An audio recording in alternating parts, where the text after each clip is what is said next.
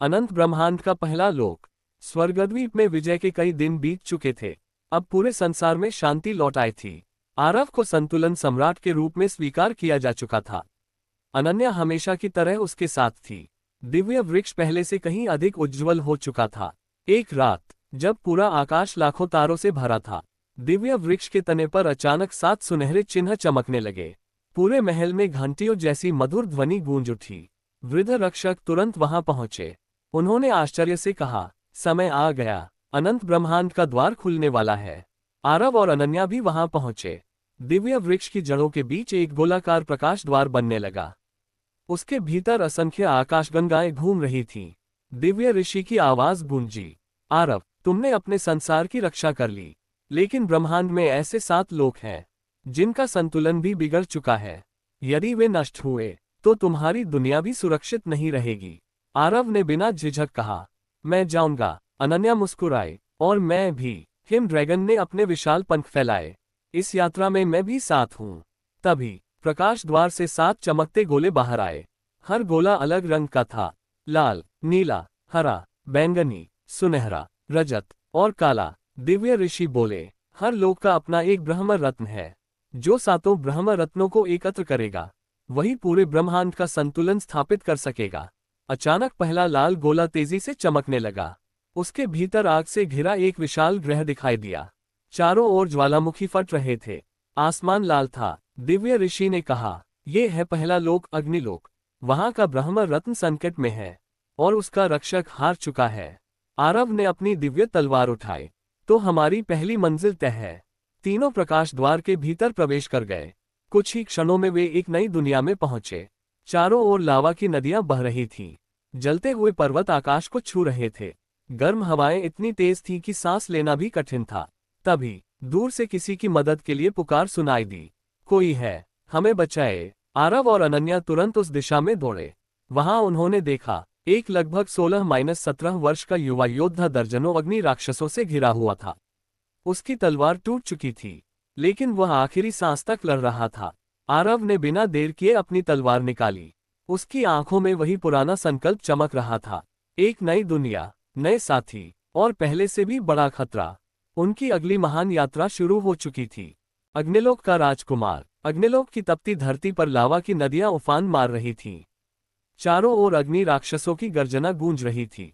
वह युवा योद्धा अकेला ही उनका सामना कर रहा था। उसकी सांसें तेज थीं। उसकी तलवार लगभग टूट चुकी थी, लेकिन उसकी आंखों में हार मानने का नाम नहीं था। तभी शश आरव बिजली की गति से उसके सामने आकर खड़ा हो गया। उसने अपनी दिव्य तलवार घुमाई। एक सुनहरी प्रकाश लहर निकली।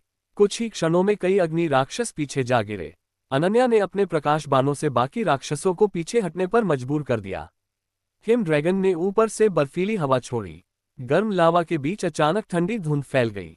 अग्नि राक्षस डरकर भागने लगे। युद्ध समाप्त होते ही वही युवा योद्धा घुटनों के बल बैठ गया। उसने सम्मान से कहा, आप लोगों ने मेरी जान बचाई, मैं आपका ऋणी हूं। आरव ने मुस्कुराकर उसका हाथ पकड़कर उसे उठाया। योद्धा कभी अकेला नहीं होता। तुम्हारा नाम क्या है? युवक ने उत्तर दिया, मेरा नाम वीरांश है, मैं अग्निलोक का राजकुमार हूँ। अनन्या आश्चर्य से बोली, राजकुमार? वीरांश ने दुखी स्वर में कहा, हाँ, लेकिन अब हमारा राज्य लगभग नष्ट हो चुका है। वह उन्हें दूर एक ऊंचे ज्वालामुखी की ओर ले गया। वहां से पूरा अग्निलोक दिखाई दे रहा था। महल के कई हिस्से टूट चुके थे। गांव खाली पड़े थे। लोग गुफाओं में छिपकर रहने को मजबूर थे। वीरांश ने कहा, कुछ महीने पहले एक रहस्यमयी योद्धा आया। उसने हमारे अग्नि ब्रह्म रत्न पर कब्जा कर लिया। तब से पूरा अग्निलोक विनाश की ओर बढ़ रहा है।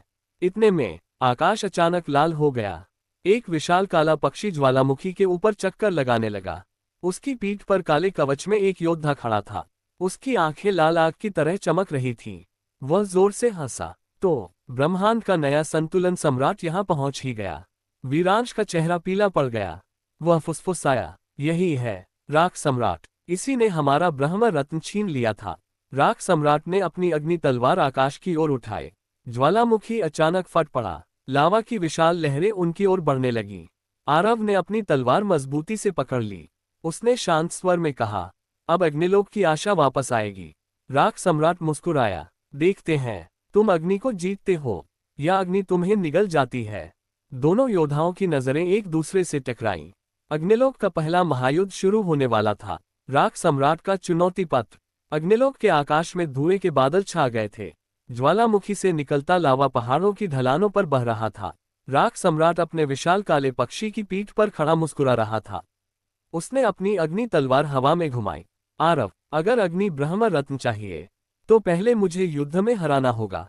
आरव ने बिना घबराए उत्तर दिया, मैं किसी रत्न के लिए नहीं, इस लोक के लोगों की रक्षा के लिए लड़ूंगा। राख सम्राट जोर से हंसा, यही तुम्हारी सबसे बड़ी कमजोरी है। अचानक उसने तलवार जमीन की ओर घुमाई। धड़ाम, धरती फट गई। लावा की विशाल दीवार आरव और उसके साथियों की ओर बढ़ी। अनन्या ने तुरंत प्रकाश का एक सुरक्षा कवच बनाया। हिम ड्रैगन ने बर्फीली सांस छोड़कर लावा के एक हिस्से को ठंडा कर दिया। वज्र जैसी आवाज के साथ भाप का विशाल बादल उठ खड़ा हुआ। इसी धुएं का फायदा उठाकर राख सम्राट अचानक गायब हो गया। वीरांश घबरा गया। सावधान, वह सामने से कभी हमला नहीं करता। अगले ही पल राख सम्राट आरव के पीछे प्रकट हुआ। उसकी अग्नि तलवार सीधे आरव की ओर बढ़ी, लेकिन आरव पहले से तैयार था। टन, दोनों तलवारें टकराईं। टक्कर से निकली ऊर्जा ने आसपास की चट्टानों को चकनाचूर कर दिया। कुछ देर तक दोनों के बीच तेज युद्ध चलता रहा। राख सम्राट की अग्नि लगातार प्रचंड होती जा रही थी। तभी उसने पीछे हटकर कहा, अच्छा लड़ते हो, लेकिन तुम अभी अग्निलोक को जानते ही नहीं। उसने अपनी हथेली आकाश की ओर उठाई। ज्वालामुखी के मुख से एक विशाल लाल क्रिस्टल ऊपर उठने लगा। वीरांश की आंखें फैल गईं। वह अग्नि ब्रह्म रत्न, लेकिन रत्न पूरी तरह लाल नहीं था। उसका आधा भाग काली राख से ढका हुआ था। राख सम्राट बोला, जब ये पूरी तरह अंधकार में बदल जाएगा, तब अग्निलोक हमेशा के लिए मेरा हो जाएगा। इतने में दिव्य ऋषि की आवाज आरव के मन में गूंजी, रत्न को बल से नहीं, उसकी शुद्ध अग्नि को जागृत करके बचाया जा सकता है। आरव ने रत्न की ओर देखा। उसे महसूस हुआ कि उसके भीतर अभी भी प्रकाश की एक छोटी सी चिंगारी जीवित थी। उसने तलवार नीचे कर ली। राख सम्राट हंस पड़ा, क्या हुआ, डर गए? आरव ने शांत स्वर में कहा, नहीं, मैं अब समझ गया हूं कि इस युद्ध को कैसे जीतना है। उसकी आंखों में सुनहरी चमक उभर आई। अग्नि ब्रह्म रत्न भी हल्का सा चमकने लगा, मानो वह आरव की पुकार सुन चुका हो। अग्नि की सच्ची परीक्षा। अग्निलोक का आकाश लाल धुएं से ढका हुआ था। ज्वालामुखी की गर्जना पूरे लोक में गूंज रही थी। आधा काला हो चुका अग्नि ब्रह्म रत्न हवा में तैर रहा था। आरव उसकी ओर बढ़ा। राख सम्राट ने अपनी अग्नि तलवार उसकी राह में रोक दी। एक कदम भी आगे बढ़े तो यहीं समाप्त हो जाओगे। आरव शांत रहा। उसने अपनी तलवार म्यान में रख दी। ये देखकर वीरांश, अनन्या और हिम ड्रैगन भी चौंक गए। राख सम्राट हंसने लगा, तुम बिना हथियार के मुझसे लड़ोगे? आरव ने उत्तर दिया, नहीं, आज मैं लड़ने नहीं, समझने आया हूं। उसने अपनी हथेली अग्नि ब्रह्म रत्न की ओर बढ़ाई। रत्न के भीतर छिपी सुनहरी लौ हल्की सी चमक उठी। उसी क्षण आरव के सामने एक नया दृश्य प्रकट हुआ। उसे दिखाई दिया कि वर्षों पहले अग्निलोक कितना समृद्ध था। लोग खुश थे। वीरांश के पिता न्यायप्रिय राजा थे और राख सम्राट उनका सबसे विश्वासपात्र सेनापति था। अनन्या ने आश्चर्य से कहा, यह क्या है? दिव्य ऋषि की आवाज गूंजी, ब्रह्म रत्न अपने अतीत की स्मृतियां दिखा रहा है। दृश्य बदल गया। राजमहल पर हमला हुआ। एक रहस्यमय शक्ति ने पूरे राज्य में आग फैला दी। राख सम्राट ने लोगों को बचाने की कोशिश की, लेकिन उसे ही दोषी ठहरा दिया गया। क्रोध और अपमान ने उसके हृदय को अंधकार से भर दिया। दृश्य समाप्त हो गया। आरव ने धीरे से उसकी ओर देखा। तुम जन्म से दुष्ट नहीं थे। राख सम्राट कुछ पल चुप रहा। उसकी आंखों में पहली बार दर्द दिखाई दिया। चुप रहो, वह गर्जा, मुझे दया नहीं चाहिए। उसने पूरी शक्ति से अग्नि तलवार घुमाई। विशाल अग्नि तूफान आरव की ओर बढ़ा, लेकिन इस बार आरव ने पलटवार नहीं किया। उसने अपनी हथेली आगे बढ़ाकर कहा, मैं तुम्हारे दर्द को समझता हूं। संतुलन सम्राट की शक्ति उसके चारों ओर फैल गई। सुनहरी रोशनी धीरे धीरे अग्नि तूफान को शांत करने लगी। आकाश में तैरता अग्नि ब्रह्म रत्न तेज चमकने लगा।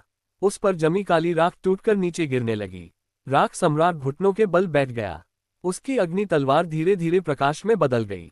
उसने भारी आवाज में कहा, क्या मेरे लिए भी मुक्ति का कोई मार्ग है?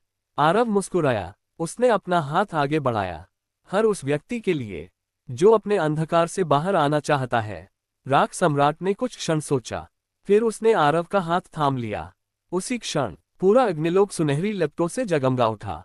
आकाश में तैरता अग्नि ब्रह्म रत्न पूरी तरह शुद्ध होकर चमकने लगा। लेकिन तभी ब्रह्म रत्न के भीतर से एक रहस्यमयी आवाज गूंजी।